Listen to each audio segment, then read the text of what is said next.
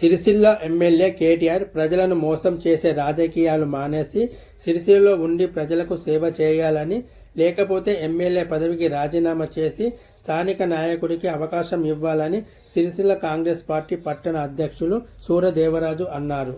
ఈ రోజు సిరిసిల్ల పట్టణ కాంగ్రెస్ కమిటీ ఆధ్వర్యంలో గాంధీ చౌక్ వద్ద కాంగ్రెస్ నాయకులు, కార్యకర్తలు ఫ్లగ్గాలతో నిరసన చేపట్టారు. ఈ సందర్భంగా వారు మాట్లాడుతూ కేటీఆర్ సిరిసిల్ల ప్రజలను మోసం చేస్తున్నారని ఆరోపించారు. సిరిసిల్ల ప్రజలు ఓట్లు వేసి గెలిపిస్తే వారి సమస్యలను పట్టించుకోవడం మీ బాధ్యత కాదని ప్రశ్నించారు.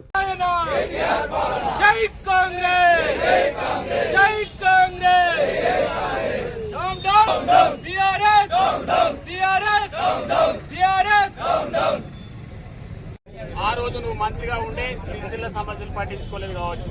మరి ఈ రోజు ఒకను ప్రతిపక్ష నాయకునిగా సిరిసిల్ల ఎమ్మెల్యేగా ఏనాడైనా సిరిసిల్ల ప్రజలకు పట్టించుకునే పరిస్థితి ఉందా అని ఈ సందర్భంగా అడుగుతా ఉన్నాం.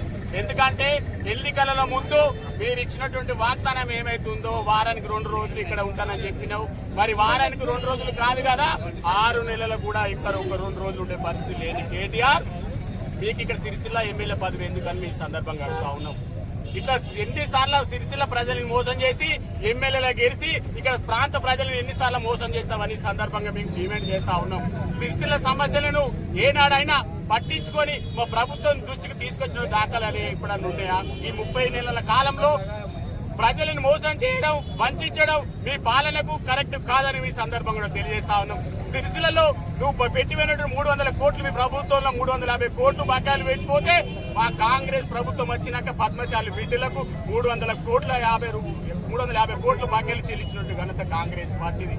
మున్సిపల్ ఎలక్షన్ లో 39 వార్డుల్లో తిరిగి నీ కౌన్సిలర్ని గెలిపించుకున్నావే తప్ప మళ్ళా ఎలక్షన్లు అయిపోయిన తర్వాత ఏ వార్డు కన్నా పోయి సమస్యలు తెలుసుకునే పరిస్థితి నీకు ఇప్పటికైనా ఉందా అని అడుగుతా ఉన్నాం.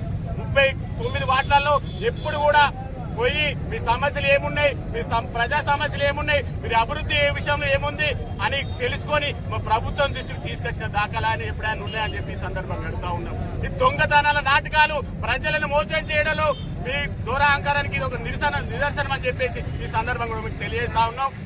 మీరు గెలిచిన కాలంలో సిరిసిల్ల ప్రాంతానికి ఎన్నిసార్లు వచ్చినావు అయ్యా కేటీఆర్ అని ఈ సందర్భంగా అడుగుతా ఉన్నాం. ఈ సమాధానం చెప్పాలి. సిరిసిల్ల ప్రజలకు ఒక ఇల్లు కట్టుకొని సిరిసిల్లలో ఉంటా అని చెప్పినావు, ఉన్నవా అయ్యా కేటీఆర్ అని అడుగుతా ఉన్నాం.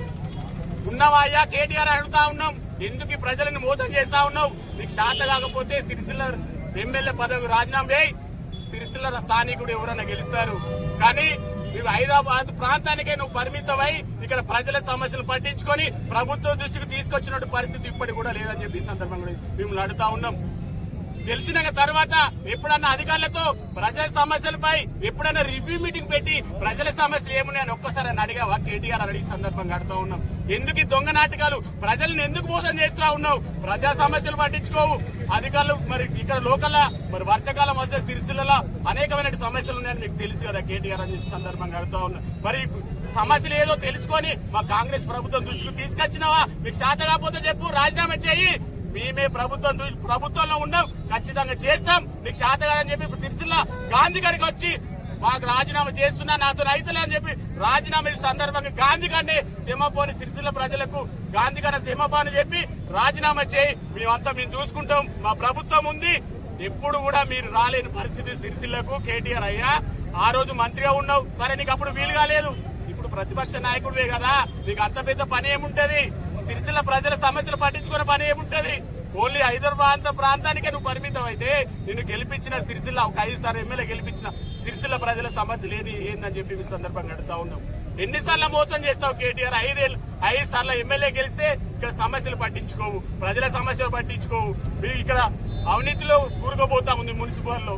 మీ కౌన్సిలర్లు చూస్తా ఉన్నాం. నిన్నటికి నిన్న ఒక పాప వెంకల అశోక్ మీ డబుల్ బెడ్రూమ్ వెంకటేష్ నిన్నటికి నిన్న ఒక వెంకటేష్ పాప 3 రోజుల కింద మిస్ అయ్యి మీ భయానికి మీ కౌన్సిలర్ భయపెట్టిన ప్రాంతానికి అది భలే పాపం ఆత్మహత్య చేసుకున్న సంఘటనలు కూడా చూస్తా ఉన్నాం. డబుల్ బెడ్రూమ్ ఎక్కడ కూడా మా కాంగ్రెస్ కార్యకర్తలు బట్టిగా ప్రభుత్వం నుండి వచ్చినాయి ప్రజలకు వస్తా ఉంటే మీ టీఆర్ఎస్ పాలనలో అవినీతి కూరుకుపోయి డబ్బులు అడిగి డిమాండ్ చేస్తే ఒక ప్రాణం బలైందని చెప్పి ఈ సందర్భం కూడా తెలుస్తా ఉన్నాం.